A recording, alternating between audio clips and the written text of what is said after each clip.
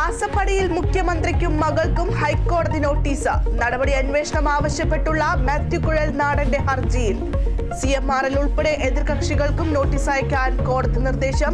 സ്വാഗതാർഹമെന്ന പ്രതിപക്ഷ നേതാവ് VD സതീശൻ.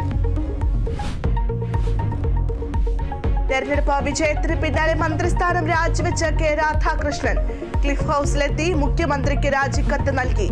മന്ത്രിപദം ഒഴിയുന്നത് സംസ്ഥാനത്ത് കോളനി പദം ഒഴിവാക്കി ഉത്തരവിറക്കി.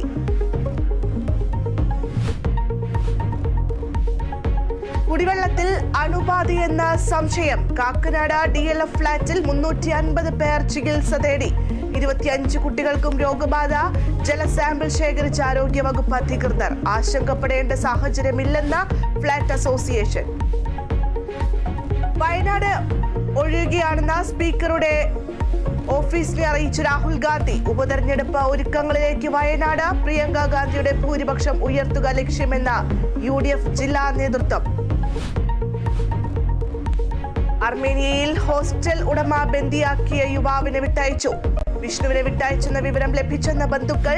ഇരിഞ്ഞാലക്കുട സ്വദേശി വിഷ്ണുവിനെ ബന്ദിയാക്കിയത് 3 ലക്ഷം രൂപ ആവശ്യപ്പെട്ട്.